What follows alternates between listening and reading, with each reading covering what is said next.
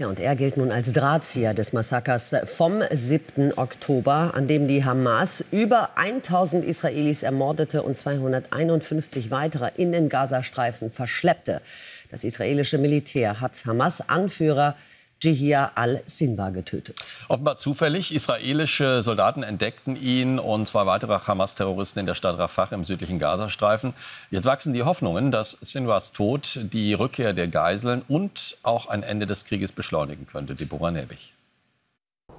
Eine israelische Drohne fliegt durch das Fenster eines zerstörten Gebäudes im Gazastreifen. Auf einem Sessel ein vermummter und staubbedeckter Mann, offenbar die letzten Momente von Hamas-Anführer Sinwar, der noch einen Stock in Richtung der Drohne schleudert. Sinwar versteckte sich lange Zeit in dem von unseren Truppen umstellten Gebiet. Wir wussten nicht, dass er dort war, aber wir handelten entschlossen weiter. Gestern entdeckten unsere Kräfte 3 Terroristen, die von Haus zu Haus rannten und flüchteten. Unsere Soldaten griffen die Terroristen an. Sinwar flüchtete allein in eines der Gebäude.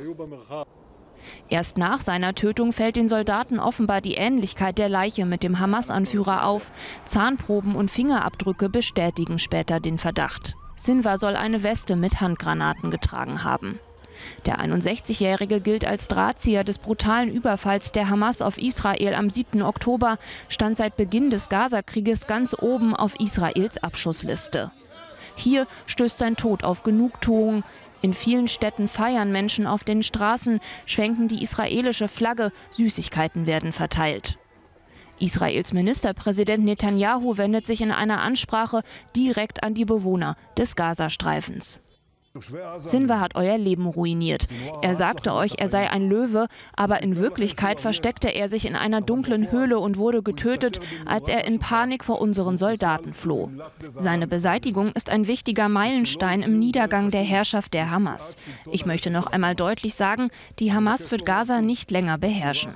Das ist der Beginn des Tages nach der Hamas und das ist eine Gelegenheit für sie, sich endlich von ihrer Tyrannei zu befreien.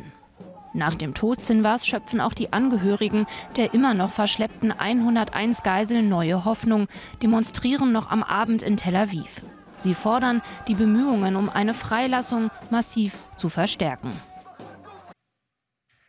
Das Thema möchten wir ein bisschen vertiefen. Zugeschaltet ist Carlo Marsala, Experte für Sicherheitspolitik. Schönen guten Morgen. Guten Morgen. Schönen guten Morgen.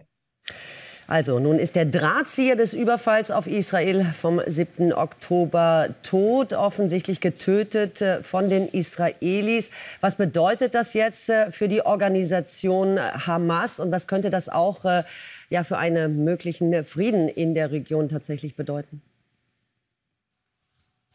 Ich glaube, man muss sagen, es ist nicht nur der Drahtzieher des 7. Oktobers, es ist ja jetzt auch nochmal der Chef der Hamas selber gewesen, also des Politbüros. Von daher ist diese Tötung Sinwars im doppelten Sinne von Bedeutung, weil die Hamas jetzt mal wieder führungslos ist. Was das genau bedeutet, das kann man, glaube ich, gegenwärtig noch nicht abschätzen. Es besteht die Möglichkeit in der Tat, dass die Hamas anerkennt, dass sie militärisch geschlagen ist, dass sie politisch extrem geschwächt ist und sich jetzt endlich auf einen Deal mit den Israelis mit Blick auf die Geiselbefreiung einlässt. Es kann aber auch genau in die andere Richtung gehen, weil mehr als die Geiseln hat die Hamas nicht als Druckmittel. Also von daher kann es sein, dass jetzt sozusagen diese Geiseln noch viel, viel stärker als Druckmittel gegenüber Israel eingesetzt werden. Das werden die nächsten Tage und Wochen zeigen, wenn die Hamas versuchen wird, sich zu reorganisieren. Und trotzdem sagt ja Israel nach dem Tode von Sinwar, der Kampf gegen die Hamas ist noch nicht beendet. Wenn aber die Führungsebene gar nicht mehr existent ist, worauf, glauben Sie, zielt dann diese Aussage ab? Naja, zunächst einmal ist die Führungsebene nicht mehr existent, aber sie wird ersetzt werden durch neue Leute. Von daher, die Hamas existiert weiter und wir sehen auch im Gazastreifen, dass wenn sozusagen in einem völlig anderen Umfang als in der Vergangenheit ja noch immer Hamas-Einheiten operieren. Von daher ist die Hamas natürlich noch nicht besiegt, weil sie noch im Gazastreifen aktiv ist und weil sie die Möglichkeit hat, jetzt eine neue politische Führung zu bestimmen, von der es dann abhängt, wie die Hamas im Gazastreifen dann weiterhin operieren wird. Also von daher hat Netanyahu recht, diese Gefahr, die von der Hamas ausgeht, ist noch nicht gebannt.